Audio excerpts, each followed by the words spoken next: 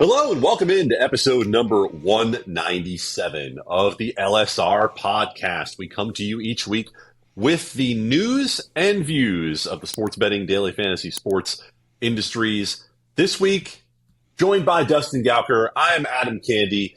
Matt Brown will be back with us soon, we hope. It's the summer for everyone. I'm playing a road game this week. If you are watching on YouTube, you can see that, as Matt would remind you. Please give us a thumbs up and a subscribe if you haven't already. You can find us on all of the podcast platforms that you enjoy. A big week in legal sports betting industry with a new state coming on, with some bets being placed maybe where they shouldn't be, with some questions about a big market that didn't get it done this year in terms of legalization and what the future might look like there, among other things. But Dustin, let's start with the news that I think probably reaches beyond the sports betting bubble that we spend most of our time in, with reporting by Sports Handle and ESPN that Indianapolis Colts player Isaiah Rodgers is under investigation for making somewhere in the range of 100 wagers that we don't know exactly what they were about, but there is a thought that it could be NFL games, could even be Colts games. Most of these were thought to be small dollar wagers in the range of $25 to $50. And, I feel like as we've had these cases come up over the past few weeks, the discussion has taken different turns, right? What were they thinking? Shouldn't they have known? Is the NFL doing enough to educate? On and on and on. What were your first thoughts when you saw this particular story and this set of circumstances? Yeah, I've been willing to cut at least the NFL a break. Like, this is a new thing. Yes, people are still learning about how things are going. But at this point, we have yet another investigation. And this one, yeah, if the reports are true that he's betting on NFL games and actual Colts games, then I don't know. This feels like a big problem that the NFL certainly is not doing enough on the education front, or the teams are not doing enough. We say this a lot, but yeah, you're seeing sportsbook advertising on all the NFL broadcasts. You're seeing the NFL engage with this and have sportsbooks at stadiums and things like that. You owe it to yourselves to do more than what you've done, I think, especially given the fact that we now have. Yeah, this is more than just a one-off of a player betting and not betting on its own sport. Like, if this is truly a player betting on his own sport and perhaps his own team, then we have a serious problem. And you got to fault the education, because yeah, we say this all the time. They should know better, but apparently they don't, because this guy's in a contract year. He's a cornerback that's making $3 million a year, I think, and he's gonna lose. If all this is true, he's not going to play in the NFL again. I think it's pretty clear. It depends on the exact circumstances, but yeah, we have to do better of educating players, because yeah, we say it's 5 years, it's new, but at the same time, like, we're still having this. And again, not like we'll talk about this in a second. We don't really care if you're betting on other sports, but if you're betting on your own sport and your own team, that would be a huge problem that nobody can really say this is okay. That has to stop. There's going to come a time when there's a nefarious actor somewhere in here, right? There very well could be a time where we're talking about someone trying to influence the outcome of a game. We are talking about someone who uses inside information to bet on something. There could be something that comes up in that regard. This ain't it when it comes to Isaiah Rodgers, because a guy with $3 million or more on the line is not doing something willfully, knowingly that he shouldn't by placing $25 and $50 wagers. When someone who is a millionaire is betting at the same level that most people listening to this podcast are probably betting, then we have an issue that likely has to do more with awareness than with a willful bad choice. And it's hard to believe. Matt's talked about it. I've talked about it. You go in any NFL facility and NFL locker room, and the prohibition against gambling is clear. It's on signs. There is education at the beginning of every year. However, with what Dustin was just saying about the idea of now we have repeated evidence of players not getting the message, even if there is education, even if there is awareness, it's not enough. It's just simply not enough. There's a report out from Nesson this morning that Tom Brady is cutting a video on behalf of the NFL, reminding players that they're not allowed to gamble. Great. And anything along those lines. is a worthwhile idea. Dustin, it almost feels like that NFL players are in the same boat that a lot of consumers are in, where after 2018, they heard sports betting is legal. Right now, sports betting is legal, and they think sports betting is legal everywhere. And you see all of the FanDuel, DraftKings, etc. ads on television, and you think, okay, it's all right to bet on sports. And clearly, there are categories of people and areas of the world where you're not allowed to do this. But whether it's the NFL or whether it's the sports betting industry at large, that message is not clear enough. Yeah, absolutely. And at this point, you also have to realize, like, they also think they're not going to get caught, I guess. Like, they think, oh, I'm just doing this on my phone. Nobody's going to find out.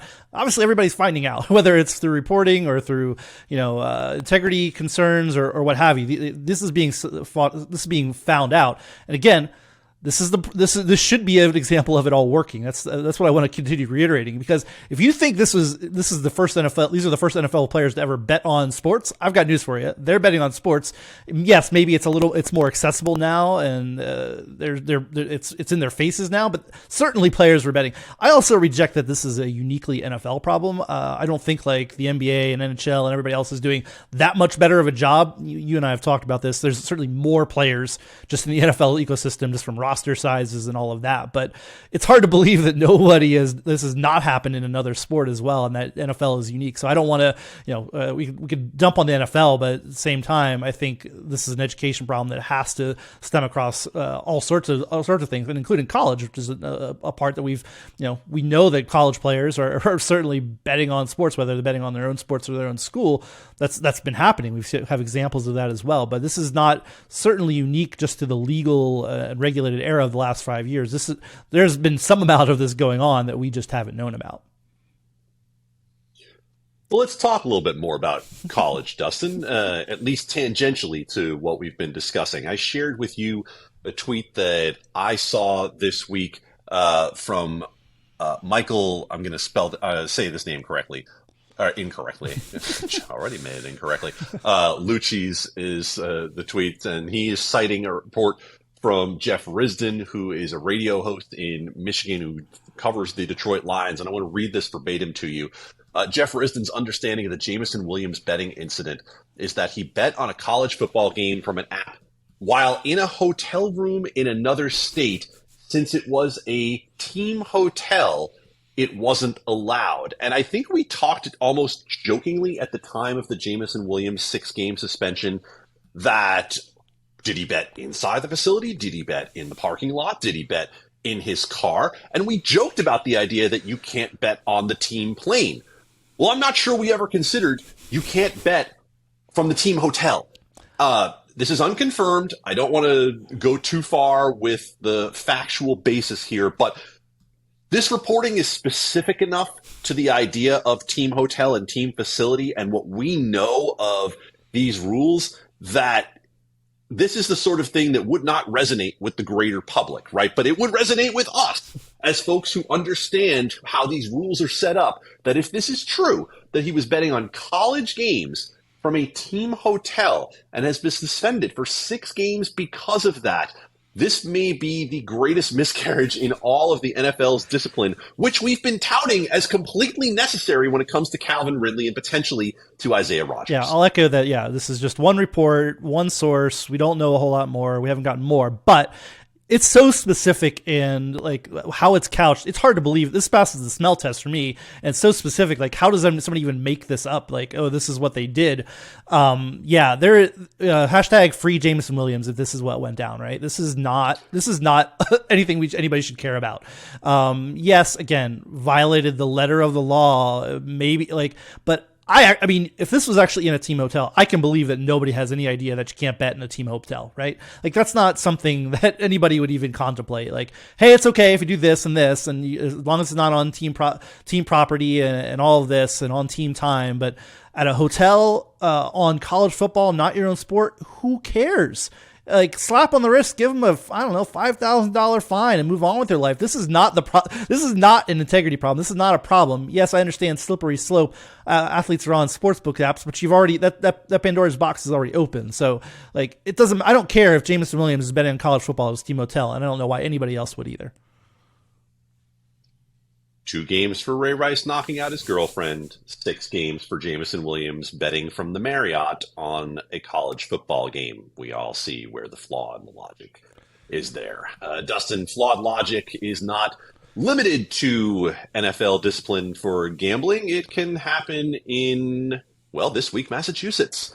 I want to read to you a quote from a lawyer for Penn National in a hearing about Barstool's, quote, can't lose parlay that was called out by the Massachusetts regulator as misleading. Barstool tried to argue that, once again, this is something where you just don't understand our content, where Big Cat, Dan Katz, is a bad bettor, and so the idea of can't lose is tongue-in-cheek. From a Penn lawyer in yesterday's hearing in front of the Massachusetts Gaming Commission, quote, no reasonable person would have concluded that they were engaging in a risk-free, sure-thing type bet, end quote. We have not heard what the final discipline will be. Our Mike Mazzio reports that Massachusetts Gaming Commission members were not impressed with that line of thinking from Penn and Barstool. And Dustin, I gather from my discussions with you that you're not impressed either. Yeah, I'm not impressed at all that they're still defending this. You could have said, our bad. This is dumb. Maybe we shouldn't have done it in this era. In the last, we talk about this all the time. The last few months, free bets, risk-free bets, no sweat bets, things like that have gotten, well, maybe not no sweat bets, but they've gone away. Like this era, this idea that, you can't lose this bet is and literally they have this promotion called Can't Lose Parlay, where they say, here, bet this parlay. Yes, you're an idiot if you think you're not going to lose the parlay, but we also know people are idiots. There are plenty of idiots in the world who I am sure bet this and said, this is going to win. Sure. And even if it's not, even if you don't believe that, it's just bad marketing in the responsible gambling era that we find ourselves in, that you're saying, this can't lose, and haha, it's a joke, and coupled with this in this hearing, that a lawyer for Penn Entertainment said they have no idea how well Barstool converts. So the idea that everybody's in on the joke that Big Cat has no idea how to bet, that he's an awful bettor, none of it passes the smell test. I guess I understand why they're saying this, that they don't want to face regulatory pressure anywhere else, right? So they're going to say, this is no reasonable person, so they don't get fined anywhere else, I guess. But so they're going to put this defense up. But yes, no reasonable person. Sure, but there's some amount of people who are vulnerable populations. You think, oh man, this looks like a really good bet. I think this is going to win. Maybe you don't believe it's quote unquote can't lose, but it's still giving this idea that the bet can win or should win because Barstool is telling you it should. So again, whether you believe it or not, it's still just bad marketing and not responsible gambling. And I'm just still appalled that Penn and Barstool are defending this and not just saying, oops, our bad. Maybe we should never have done this. I think it's important to understand the context that this happened in what's termed an adjudicatory hearing, which is essentially a disciplinary hearing in front of the Massachusetts Gaming Commission, right? And so Penn is offering what I think it sees as a legal defense to say no reasonable person, right? You're trying to say, well, reasonably, no one could have been expected to buy into this as a sure thing. But the problem is much larger than that, because we're not talking about meeting a legal standard when it comes to this existing in the first place. We're talking about meeting the standard of perception. Dustin and I have talked about this, and I will go back to it until it happens, and I hope it never happens, but this is the sort of thing that, having worked in politics and spent enough time with legislators who don't really totally get it, but know that their constituents are upset about it, or know that people who are lobbying about them are upset about it, when it shows up on a big blown up poster board over the shoulder of someone in the House or the Senate at the federal level as a reason to ban gambling, no one's going to care whether or not you were in on the Barstool joke. And that's why I wrote years ago, that the responsibility was never on Barstool. It was always on Penn to understand the legal regulated gaming environment better than the folks at Barstool do, and to be able to rein it in, and to be able to make sure that Barstool, knowing the brand that you bought, operates within the bounds of an industry that is far more heavily regulated than what Barstool is used to out there in the media world of, we're not going to apologize. In this world, if you don't apologize, you're either, in the best case, going to get a large fine. In the worst case, you might be talking about a license being in trouble. I don't think Penn's license is in any trouble in this case, in part because, to their credit, they have voluntarily ended the Can't Lose Parlay promotion. They're not going to do it anymore.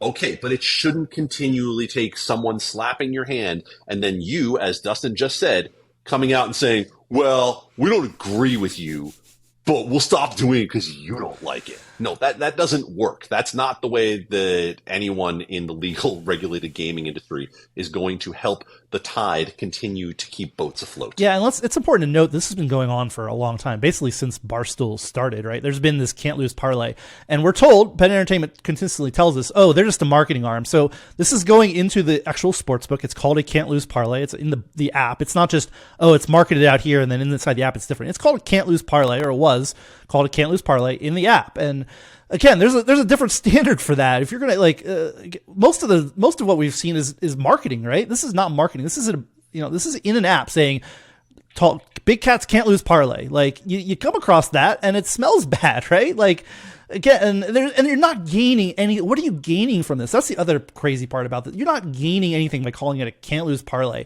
Haha, it's funny. Some Barstool customers think it's funny. Nope, like it's not making you any money. It's like it's just the weirdest hill to die on. It should have been like, oh, somebody said this is a bad idea. I mean, I'm pretty sure one of us said this is a bad idea the first time we saw it on the Barstool app, and it's like, stop it. You're not making any money from this. You're not gaining or retaining customers. Just all it is bad optics. Just stop it. In Louisiana and Michigan, the tide is changing as well, where Playfly Sports, the rights holder who was involved in these deals, reported to our Sam McQuillan, we knew that the Michigan State deal with Caesars was likely to be coming to an end. That had been reported up in Lansing, but LSR had the story first about LSU also ending its deal with Caesars Sportsbook as the environment post-New York Times series, especially for college partnerships, continues to rationalize to a large degree here. Dustin, we believe that Superbook's partnership with the University of Denver is the only one of these remaining right now. They, of course, Superbook has defended it and said they're going to keep it. They're in a much different situation than Caesar Sportsbook, but it feels like a bit of sanity being restored in LSU and Michigan State ending these deals. Yeah, this whole podcast, I guess, is just bad ideas that are going away finally. Like, again, when we first saw this, we were like, this is a bad idea. Why are we putting sports books on college campuses, whether you're just marketing it to alumni or not? Like, this is a bad idea. There's very, very little to be gained. The optics were bad. The optics came to fruition. Again, with that New York Times series, we've been ranting about this. I've been ranting about it ever since it first started. Like, why do we need college sports books and college partnerships? This is so bad, such a bad idea. This is the natural conclusion of all of it. It just took us a couple of years to get there, I guess. But we're going to see. I don't think we're going to see this ever again. Just again with the NCAA's. Charlie Baker coming in as commissioner, they're just be different. We're not going to see this anymore in the NCAA. Hopefully the NCAA writ large just takes it more seriously as well. And, I know they don't have all that much power over some of the power schools in a lot of things, but, just making it should have been clear from the start. Let's not do sportsbook deals. There's nothing to be gained for and only bad optics to come out of this for both colleges and the sportsbooks. So hopefully that last one goes away sometime soon. But yeah, we're finally back to the era of sanity where colleges and sportsbooks are apparently not going to be partnering together anymore. You remember the old Saturday Night Live skit, Bad Idea Jeans? Like, I feel like that's basically us right now, sitting around talking about all of the things that came out of people wearing Bad Idea jeans. That's the LSR podcast number 197, is we're going to get people into the proper jeans for 2023. And North Carolina in 2023 appears to be putting forward a law that, from most of the reaction I've seen thus far, Dustin, people seem to feel pretty good about the model of North Carolina online sports betting, which was passed this week. Final approval. We've had many votes of concurrence and amendments and so on, but it is through the legislature. North Carolina online sports betting likely to come about in the beginning of 2024. Governor Roy Cooper has indicated he's going to sign that bill that should get to him in the next couple of weeks. Now, North Carolina had tribal in-person sports betting for a few years. That was a very minuscule market. I know you guys talked about it a bit on the podcast last week, Dustin, but it looks like North Carolina about to come to fruition. And really, this is going to be the biggest passage that we see in 2023. Yeah, absolutely. Yeah, just that one step left. As we sit here, I guess we're looking at a 2024 launch. I don't think there's much hope with the law's effective date and all of that it's going to launch this year. It looks like some early or mid to late next year would be the most likely time frames. But yeah, when we talk, we talked about over the years, the map looks hard. That North Carolina, was looking good, looking bad. This is the how legislation goes in a lot of things. It finally got there at the end. That it's going to be passed, and yeah, we see wins like it's kind of you don't have all this focus for the companies in the industry on new launches, and this then has knockover effect into the industry and the stock market, because you're not constantly chasing your tail dealing with launches or spending a lot on those launches. Now you have, we're going to focus on Kentucky this year, we're going to focus on North Carolina next year, and most of your is then working on your core business, retention, profitability, things like that. So it's interesting. Yeah, it comes here, but this is like one of the last big wins we're going to see for a while. Certainly, obviously, the legislative season just about over for most places. We don't think we're really going to see legalization anywhere else this year, and there's a tough road ahead for other states that have been contemplating it this year. This could really just have these two launches in these next couple of years, which underlines again the fact that there's been so much adoption early on that we're not going to see just more states. There, yes, we have the Minnesotas, the Missouris, some others that are out there hanging out, and then the big states, which we'll talk about in a second. But this is a big win, big state. Should be a very additive state for everybody in the online sports betting market. And I agree, most people have said this is it looks like a really good bill. It offers a pretty good commercial framework. It allows lots of operators in. It's not onerous. It's if we're going to pass a bill, it's really just about what you'd like to see in terms of creating an open marketplace for consumers. The industry likes it because you've seen multiple lobbyists on Twitter taking victory laps on this bill. And so that everybody within the sports betting operator side is happy with how it turned out. Looking at an 18% tax rate, 5-year license for $1 million. You're looking at the 8 professional sports entities in the state being eligible for licenses, and we'll see some partnership deals like the ones that we've seen in the past. There is actually some explicit language about fantasy sports in there as well. So a victory for the underdogs and prize picks of the world, theoretically at least, in terms of how that will be better defined. Dustin, you referenced, however, that could be one of the largest ones to come off the map for sports betting proponents. We have a good story by Mike Mazzio right now at Legal Sports Report talking about Texas and doing a bit of a post-mortem on what happened. Now, to be clear, we all thought from the jump Texas was a long shot this year. And the fact that it even passed the House, I think, has to be seen as something of a victory for anybody interested in the long-term prospects for legal sports betting in Texas. But there were some very strange things to come out of this whole process. For instance, have you ever seen the sponsor of a bill be unwilling to do a media interview at any point during a legislative session touting the merits of that bill? That happened here with Senator Lois Kolkhorst in Texas. Mike Mazzio probably wore out the phone line to her press office trying to get an interview for a bill that she signed her name to and carried. Nope. Nothing happened there. There was some belief that Dan Patrick, the lieutenant governor, might have softened his stance. By the time we got to the end of the session, that belief looked more like blind, misled hope than anything, because Dan Patrick did not seem to give any indication that this was going to happen. So, Dustin, after seeing Mike's reporting and looking at what's happened here in terms of the comments that we've seen about Texas Do you believe that even in 2025 that there's a real chance for this happening if Dan Patrick is in office until 2026? I mean, the chance is non-zero, but I read Mike's piece, and I'm equally pessimistic about what's going to happen in Texas. Because I think a lot of people are like, oh, we passed through the House, got 2 years here, we're going to get it the rest of the way. It doesn't look like that on its face. It's certainly progress, and you'd rather have progress than not, but everything that's going to be against online sports betting happening in Texas is still going to be in play in 2025. The biggest thing is that Patrick is still there, and he's come out like, unless there's support from the Republican caucus in the Senate, nothing's going anywhere. And so what changes there? What is going to change meaningfully? Again, we don't have a legislative session next year. It goes to 2025 for Texas.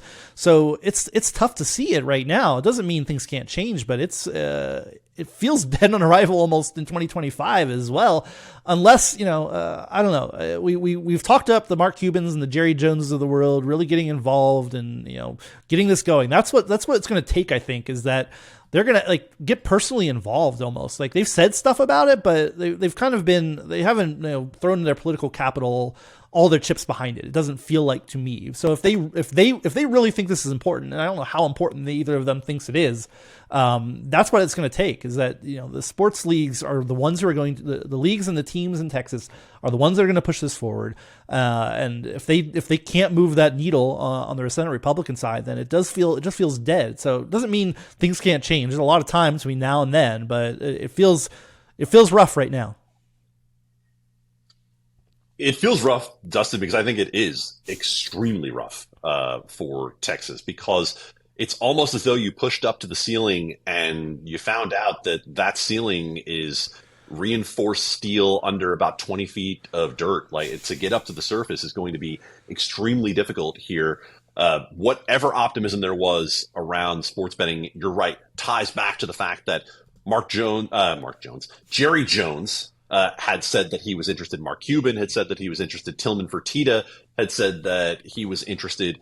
And what we saw when the rubber truly met the road was that Jerry Jones wasn't anywhere to be found, was that Tillman Fertitta wasn't anywhere to be found. And Mark Cuban had an email exchange with Mike Mazzeo in which he basically said, I'm more interested in casino legislation that would help turn Texas into a vacation destination than I am specifically about sports betting standalone. And so then you start to get back into the Las Vegas Sands opposition to wider casino expansion before you even begin to talk about Dan Patrick being willing as the president of the Senate to let anything hit the floor there that his caucus would have to vote on. It feels as though there are major roadblocks that are interconnected that have to be moved when it comes to Texas. And I don't know. I mean, it's ahead of Florida.